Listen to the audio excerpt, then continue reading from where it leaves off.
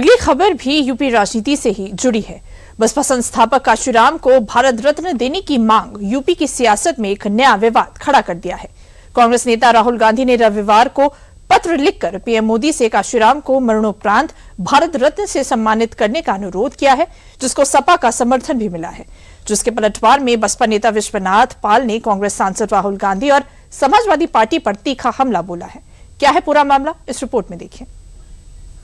हम सब चाहते हैं कि माननीय कांशीराम जी को भारत रत्न मिले, तो उनके लिए भारत रत्न बनता है, तो राहुल जी ने उसके लिए चिट्ठी भी लिखी है। राहुल गांधी जी को अपने आप में इंट्रोस्पेक्ट करना चाहिए। तो जब 14 के पहले कांग्रेस सरकार थी, तो इन्होंने भारत रत्न की उपाधि क्यों नहीं दिया? सियासत में जाति का जिन्न जब नेताओं की जुबान पर आ जाए तो समझ लीजिए कि चुनाव की चौहद्दी खिंचनी शुरू हो गई है। यूपी की सियासत में कांशीराम के जिक्र को नेताओं की फिक्र समझने की भूल मत कीजिएगा।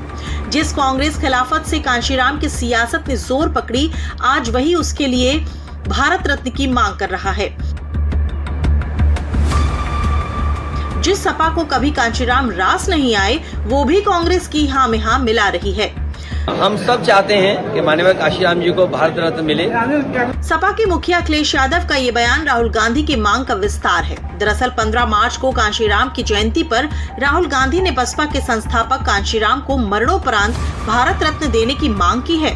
राहुल गांधी ने पीएम मोदी को लिखे पत्र को ट्वीट करते हुए लिखा कि भारत सरकार से सामाजिक न्याय के महान योद्धा और बहुजन चेतना के मार्गदर्शक मान्यवर कांशीराम जी को भारत रत्न से सम्मानित करने की मांग करता हूं।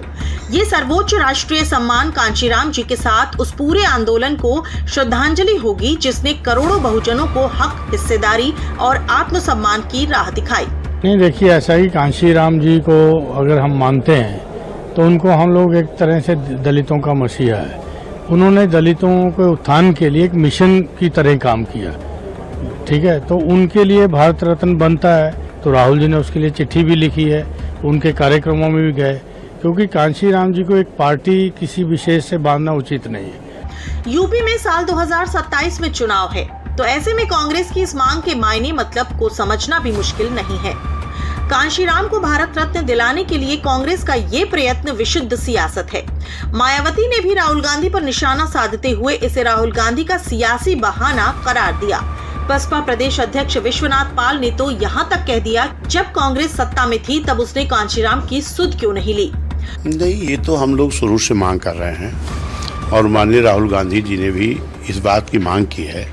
लेकिन मैं राहुल गांधी जी से ये मांग करता हूँ कि भाई एक चीज बताओ, आज तो मान लो 14 से बीजेपी सरकार है, इसके पहले तो कांग्रेस की सरकार थी। माननीय बहन जी तो हमारी लगातार मांग कर रही हैं, हम लोग मांग कर रहे हैं। तो जब 14 के पहले कांग्रेस सरकार थी, तब इन्होंने भारत की उपाधि क्यों नहीं दिया? और नहीं दिया तो सत्ता के बाहर है, तो ये नाटक क्यों कर रहे हैं?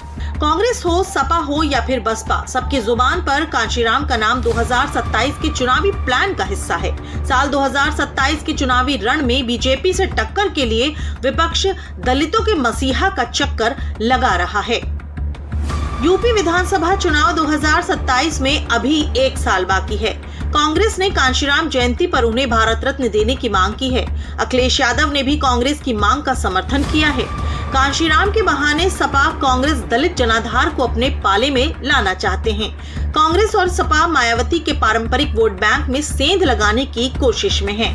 देखिए, एक तरफ मायावती बसपा के जो संस्थापक हैं कांशीराम, उनको भारत रत्न दिलाने की मांग कर रही है। वहीं दूसरी ओर दिलचस्प बात यह है कि समाजवादी पार्टी और कांग्रेस भी कांशीराम जी को भारत रत्न दिलाने की मांग कर रही है, जिसको लेकर कांशीराम की विरासत पर जो राजनीतिक दबाव है, जो दावेदारी है, वो बढ़ती हुई नजर आ रही है। कांग्रेस ने जब कांशीराम को भारत रत्न देने की मांग उठाई और उसे समाजवादी पार्टी का भी समर्थन मिला, तो फिर बीजेपी ने कांग्रेस को उसी के इतिहास का आईना दिखाया और सवाल किया कि जब अवसर था तो भारत रत्न क्यों नहीं दिया।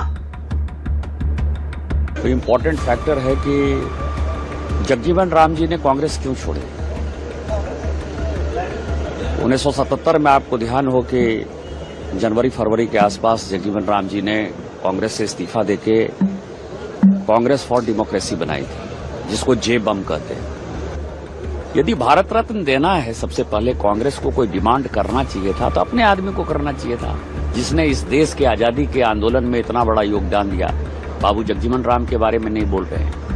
काशीराम जी को भारत रत्न क्यों नहीं दिया? 2006 में उनकी डेथ हुई, 2014 तक तो उन्हीं की सरकार थी, क्यों नहीं दिया? उनके समर्थन से सरकार चलाते रहे। और तीसरा, रामविलास पासवान जी को भारत रत्न क्यों नहीं मिलेगा? यदि आपका क्राइटेरिया यही सब है तो ये सारे लोग हैं जिनका की बड़ा योगदान है। काशीराम जी का भी योगदान है, मैं ये नहीं कहता कि उन्होंने जो है दलित, शोषित, वंचित को जो है एक आवाज दी। तो मुझे लगता है कि मूर्खता की पराकाष्ठा पर है राहुल गांधी जी, और राहुल गांधी जी को अपने आप में इंट्रोस्पेक्ट करना चाहिए कि इस देश को कहां ले जाना चाहते हैं, किस तरह के इश्यूज उठाते हैं। और शायद उनको इतिहास के बारे में नहीं पता है कि फखरुद्दीन अली अहमद का विरोध करने के कारण बाबू जगजीवन राम जैसे इतने बड़े नेता को, स्वतंत्रता सेनानी को क्यों नहीं भारत रत्न दिया? ये कांग्रेस को जवाब देना। सर, ओम बिरला जी ने पत्र लिखा। यूपी की सियासत में सत्ता का सफर तय करने के लिए 20% दलित आबादी का रोल अहम हो जाता है, और उस दलित आबादी को साधने में न तो सपा पीछे हटना चाहती है, न ही कांग्रेस, लेकिन बीजेपी दोनों ही दलों के सियासी मकसद को अपने बयानों से धराशायी करने के मिशन में लगी है। जो लोग अब मांग उठा रहे हैं वो अपने कार्यकाल को याद करें कि उनके कार्यकाल में क्या हालात थे। समाजवादी पार्टी ने काशीराम के नाम पर बने महानगरों के जिलों के नाम बदले, उनका स्मारक खराब कराए, उनको पौधों को पानी देना बंद करा। कांग्रेस ने अंबेडकर जी को भारत रत्न देने की तकनीक सोची। केवल वोटों के खातिर या झूठा प्रचार, मीडिया में सुर्खी बने लेने की खातिर इस तरह की बात करना ये उचित नहीं होता। भारतीय जनता पार्टी ही सभी महापुरुषों का, वो चाहे किसी वर्ग का हो, सच्चा सम्मान करती है। यूपी में विधानसभा चुनाव से पहले दलित वोट बैंक की सियासत ने जोर पकड़ लिया है। दलितों के मसीहा कांशीराम में विपक्ष अपना सियासी सहारा ढूंढ रहा है। हालांकि विपक्ष का दांव सफल होगा, इसको लेकर सियासी गलियारों में संदेह है।